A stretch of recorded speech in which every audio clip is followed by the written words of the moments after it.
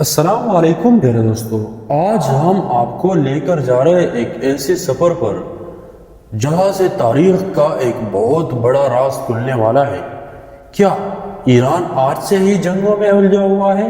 نہیں دوستو، ایران کی دشمنی اور جنگی سوچ آج کی بات نہیں ہے، بلکہ یہ سلسلہ ہزاروں سال پیچھے رومیوں اور ساسانیوں کی سرزمین سے شروع ہوتا ہے۔ So now, let's start the journey, not just of Iran, but of war, empire and resistance. اسلام سے پہلے کی عظیم جنگ رومی و فارس۔ دوستو، اسلام سے پہلے دنیا کی دو سب سے بڑی طاقتیں تھیں، روم، فارس۔ ان دونوں سلطنتوں کے درمیان ایک عظیم اور خونریز جنگ ہوئی۔ 602 عیسوی سے 628 عیسوی تک 26 سالہ جنگ ساسانی سلطنت آج کے ایران، عراق، افغانستان، پاکستان کا مغربی حصہ، خلیج عرب کے علاقے پر مشتمل تھی۔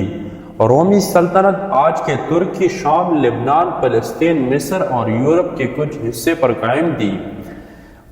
بادشاہ خسرو پرویز نے رومی شہنشاہ مورس کے قتل کے بعد انتقام کے نام پر جنگ چھیڑی۔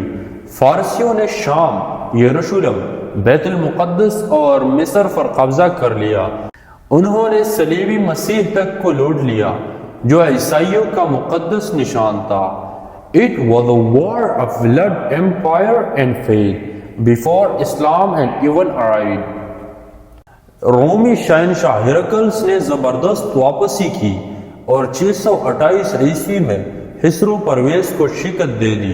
ساسانی سلطنت اندرونی خانہ جنگی میں تباہ ہو گئی اور یہی ان کی کمزوری تھی۔ جب اسلام کا سورج طلوع ہوا 636 عیسوی، جنگ قادسیہ، سعد بن ابی وقاص کی قیادت میں مسلمانوں نے ساسانیوں کو شکست دی۔ 642 عیسوی، جنگ نہاون، یہ جنگ ساسانی سلطنت کا مکمل خاتمہ ثابت ہوئی۔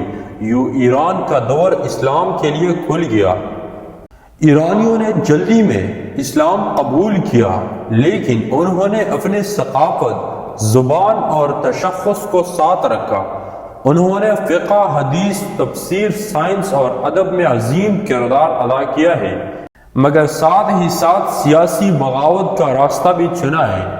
شیعہ فکر نے ایران میں جڑیں مضبوط کی اور وقت گزرنے کے ساتھ ایران اہل بیت کا داغے اور خلافت کے مخالف کے طور پر ابھرا۔ عباسی دور میں ابو مسلم خراسانی نے عباسیوں کو خلافت دلائی۔ ایران نے علم و فکر کا مرکز بن کر اسلام کی خدمت کی۔ صفاری، سامانی جیسے حکومتیں عباسیوں سے الگ ہو گئی۔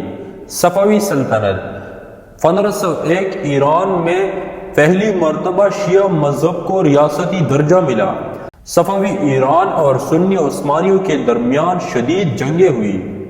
سلطان سلیم اول نے صفویوں کو شکست دی اور یہ دشمنی صدیوں تک جاری رہی۔ آج کا ایران، آج ہم جس ملک کی بات کرنے جا رہے ہیں وہ کوئی عام ملک نہیں، یہ وہی سرزمین ہے جس پر ہم نے پچھلے یہ پورا تاریخ بیان کی، جس پر 1400 سال سے جنگیں مسلط کی جا رہی ہے، جس کے جنگ تاریخ کے آغاز ساسانی سلطنت سے ہوا۔ جیسا کہ ہم نے بیان کیا، وہ سلطنت جو رومن ایمپائر سے ٹکرا گئی، وہ تہذیب جو اسلام سے پہلے بھی دنیا کی عظیم سلطنتوں میں شمار ہوتی تھی۔ ساسانی سلطنت اور بازنطین رومن سلطنت کے درمیان کئی دہائیوں پر مشتمل جنگیں ہوئی، لیکن پھر اسلام کی روشنی ایران میں پھیلی اور یہ سرزمین ایک نئی فکری اور نظریاتی انقلاب کا حصہ بنی۔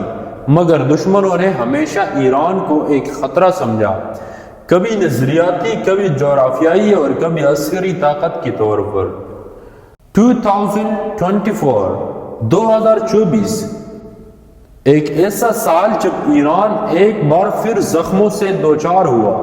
صدر ابراہیم رئیسی، ایران کے اہم ترین سیاسی شخصیت، اپنے وزیروں کے ساتھ ایک سرکاری دورے پر تھے۔ واپسی کے سفر میں شمالی ایران کے پہاڑی علاقوں میں ان کا ہیلی کاپٹر حادثے کا شکار ہوا۔ کچھ لوگ اس کو حادثہ سمجھ گئے لیکن کچھ لوگ اس کو دشمن کا چال بھی سمجھے۔ یہ صرف ایک حادثہ نہیں تھا بلکہ ایک زخم تھا ایرانی قوم کے سینے پر۔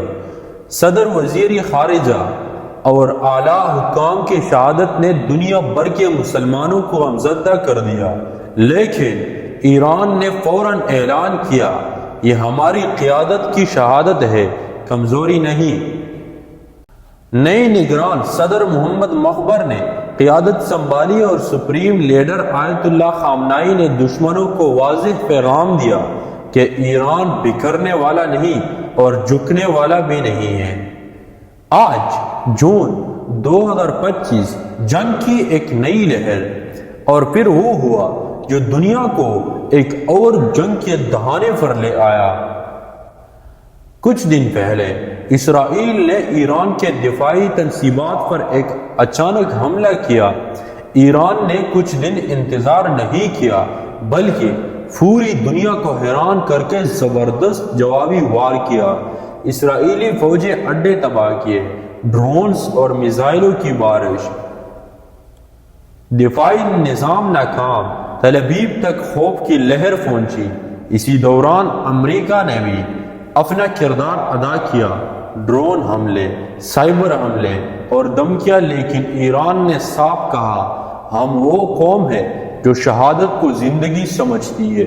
ایران کی طاقت صرف اسلحے سے نہیں بلکہ عقیدے کا اور نظریے کا طاقت ہے۔ دنیا کی سب سے بڑی ڈرون فورس IRGC جیسے عسکری ادارہ فلسطین، یمن، لبنان، شام کے مزاحمت کی گروہوں کا سرپرست، جدید ٹیکنالوجی میں خود کفیل شیعہ اسلامی جمہوریت پر قائم، یہ سب کچھ صرف ایک ملک نہیں بلکہ نظریاتی مزاحمت کی علامت ہے۔ ایران کی پالیسی امن لیکن عزت کے ساتھ۔ ایران نے بار بار کہا ہم جنگ نہیں چاہتے، لیکن اگر ہمارے سرزمین یا ہمارے مظلوم بھائیوں پر ظلم ہوا تو ہم خاموش نہیں بیٹھیں گے۔ یہی وجہ ہے کہ فلسطینیوں کی حمایت میں ایران سب سے پہلے کھڑا ہوتا ہے، چاہے اسے پوری دنیا سے لڑنا پڑے۔ آج کا ایران وہی ایران ہے جس کی ساسانی رخ اسلامی اور شیعہ قیادت نے دنیا کی طاقتور ترین دشمنوں کو بھی پیچھے ہٹنے پر مجبور کر دیا ہے۔ یہ جنگ آج کی نہیں، یہ ایک تاریخی تسلسل ہے، ایک قوم جو 1400 سال سے ظلم کے خلاف کھڑی ہے۔ اگر آپ سمجھتے کہ ایران ایک مزاحمتی علامت ہے تو کمنٹ میں ضرور لکھیں، اور اگر آپ کو ہماری یہ ویڈیو پسند آئی ہو تو چینل کو سبسکرائب کریں اور ہمارے ویڈیو کو لائک کریں اور اپنے دوستوں کے ساتھ ضرور شیئر کریں تاکہ سب کو یہ دلچسپ تاریخ معلوم ہو جائے۔ تو ملتے ہیں ایک اور دلچسپ ویڈیو میں، تب تک کے لیے اللہ حافظ۔